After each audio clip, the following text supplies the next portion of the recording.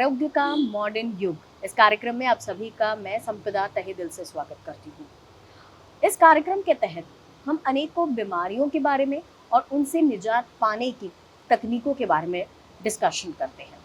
आज एक ऐसी बीमारी के बारे में जानने की कोशिश करेंगे, इस बीमारी को समझने की कोशिश करेंगे कि क्यों होती है ये बीमारी और क्या वजह है, क्या चेंजेस हमने अपने लाइफ में लाने की ज़रूरत है ताकि हम पैरालिसिस जैसी बीमारी से निजात पा सके। इसी विषय पर बात करने के लिए हमारे साथ है मॉडर्न होम्योपैथी के founder chairman doctor Vijay Kumar माने सर। सर नमस्कार। नमस्कार। नमस्कार। और पैरालिसिस एक ऐसी बीमारी है जिससे निजात पाना बहुत मुश्किल लगता है। तो सबसे पहले आपसे जानना चाहूंगी कि पैरालिसिस ये होता क्यों है? पैरालिसिस ये जो बीमारी है ये ब्रेन से रिलेटेड बीमारी है, मतलब ब्रेन की बीमारी है। जब किसी कारणवश से ब्रेन में हिमरेज हो जाता है या कोई आर्टेरियल ऑक्लूजन से उसका ब्लड सप्लाई कट हो जाता है, जो जो ऑर्गन हमारे मोटर न्यूरॉन से रिलेटेड है, तो हाथ पैर की मूवमेंट या स्पीच या मसल का टोन ये लॉस होता है ये बीमारी में, इसलिए उसको पैरालिसिस बोलते हैं। इसको दूसरा शब्द हेमीप्लेजिया भी है। और अगर चारों पैर हाथ और पैर को भी पैरालिस हो जाए तो उसको क्वाड्रिप्लेजिया बोलते हैं। मोस्ट ऑफ द टाइम ये पेशेंट को हेमीप्लेजिया होता है, एक बाजू चली जाती है। सर तो मुझे पूछना आपसे कि ये जो पैरालिसिस होता है, हाँ, ये मतलब हमारी किसी लाइफस्टाइल या इस गलती की वजह से होता है या ऐसा क्या रीजन क्या है इसके? मोस्ट ऑफ द टाइम क्या होता है, पैरालिसिस होने की वजह जो ब्रेन को सप्लाई करने वाली जो आर्टरीज है, ब्लड सप्लाई करने वाली, क्योंकि आपको मालूम रहेगा कि जो आवश्यक घटक होते, तत्व होते हैं, वो ब्लड के थ्रू शरीर में विविध अंगों में पहुंचाए जाते हैं, वैसे ब्रेन में पहुंचाए जाते हैं। तो जो ब्लड वेसल्स होते हैं वो ब्लड वेसल में ऑक्लूजन होता है, मतलब उसमें इसके अंदर थ्रोम्बस पैदा हो जाता है, छोटी सी गठान, उसके वजह से आगे का सप्लाई बंद हो जाता है। तो सप्लाई बंद होने से ब्रेन का जो टिश्यू, जो ब्लड वेसल सप्लाई करती थी जो टिश्यू को या सेल्स को, वो डेड हो जाता है। डेड होने से उसका फंक्शन हैम्पर हो जाता है, जैसे हाथ पैर की मूवमेंट, खाने की इनवॉलेंट्री मूवमेंट, बोलने की इनवॉलेंट्री मूवमेंट या विजन, इसी इसी कंडीशन को पैरालिसिस बोलते हैं। सर तो पैरालिसिस अगर किसी को होता है तो क्या वो पूरी तरह ठीक हो सकते हैं? हाँ, तो पैरालिसिस में क्या होता है, वो ऑक्लूजन की वजह से या ब्रेन हिमरेज की वजह से, उसको इन्फार्क्शन भी बोलते हैं, ब्रेन का इन्फार्क्शन होता है टेम्पररी वजह से, जो ब्लड सप्लाई बंद होता है उसकी वजह से पैरालिसिस होता है। कन्वेंशनल ट्रीटमेंट में तुरंत ट्रीटमेंट ले गई तो वो ठीक हो सकता है, लेकिन कुछ पेशेंट में अगर ब्रेन में हिमरेज है तो पैरालिसिस ठीक नहीं होता।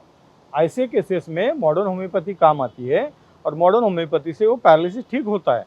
जो लोगों में पूरी तरह मूवमेंट लॉस है, दोनों पैर, एक पैर एक हाथ में, चेहरे की मूवमेंट बिगड़ गई है, चेहरे के ऊपर पैरालिसिस दिख रहा है, बोलना नहीं आता, टंग के ऊपर पैरालिसिस गया इसलिए मूवमेंट टंग की नहीं होती, खाना डिग्लूटेशन करना मुश्किल हो जाता है, ऐसे पेशेंट में भी पैरालिसिस पूरी तरह ठीक होता है।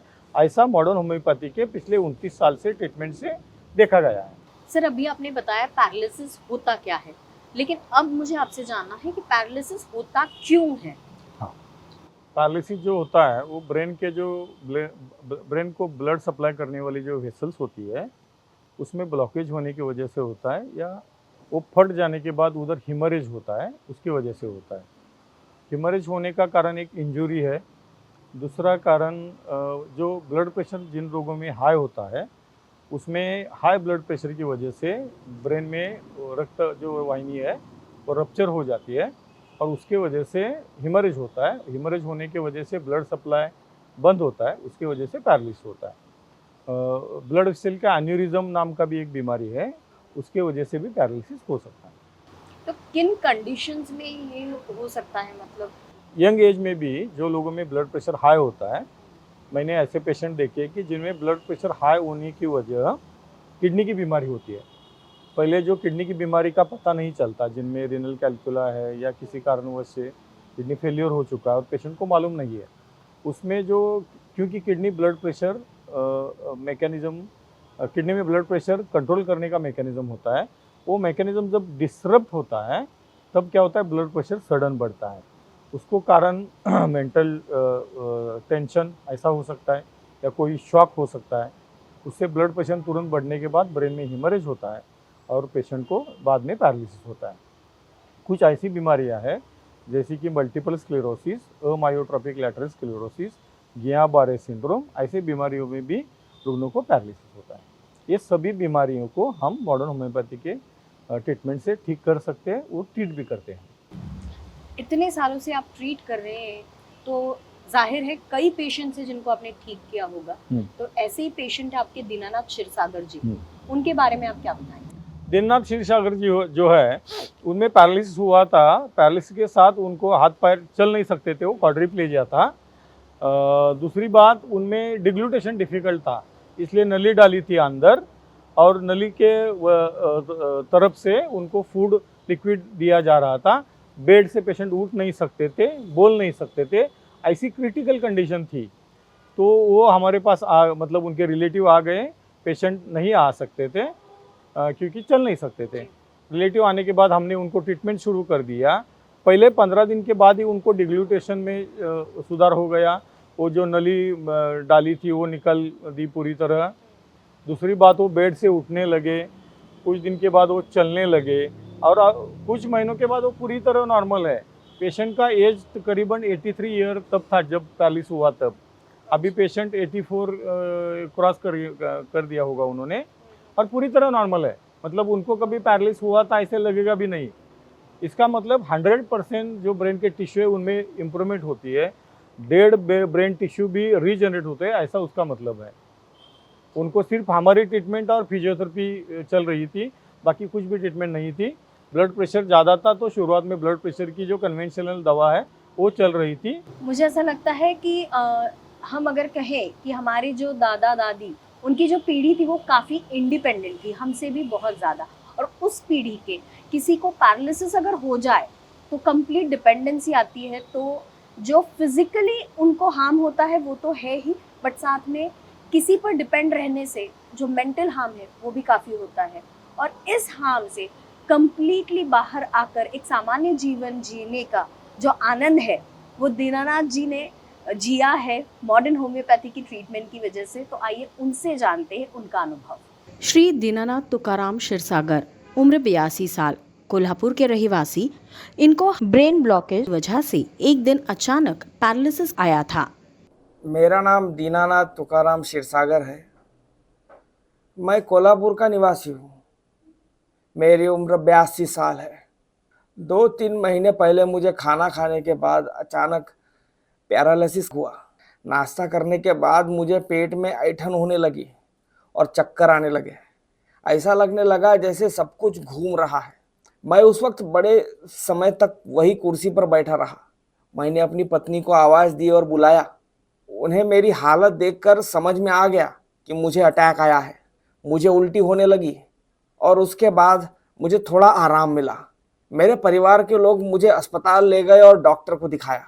डॉक्टर्स ने उनको पैरालिसिस आया है ऐसा बताया और अब इनको खाने पीने के लिए नाक में नली डाली गई थी और खाना उन्हें नली के जरिए तरल रूप में दिया जा रहा था। वे खुद से कुछ भी नहीं कर पाते थे, उन्हें किसी न किसी की मदद की ज़रूरत पड़ती थी। फिर डॉक्टर ने मुझे CPR वगैरह दवाई वगैरह दिया, लेकिन मैं उसे पी नहीं सका। मेरा गला बहुत दर्द करने लगा और मुझे फिर से उल्टी होने लगी। डॉक्टरों ने बताया कि मेरे गले को पैरालिसिस हुआ है। उन्होंने कई अलग अलग टेस्ट किए और पता चला कि गले में पैरालिसिस का अटैक होने के कारण मुझे खाना और पानी पीने में कठिनाई हो रही है। इसलिए उन्होंने नली लगाई और उसके ज़रिए पानी और तरल खाना देने को कहा। इसलिए मैंने लगभग 3 महीने नली के माध्यम से ही आहार लिया। डॉक्टर ने जो बताया था हमने उसी अनुसार इलाज शुरू किया, लेकिन इसमें बहुत खर्चा आया।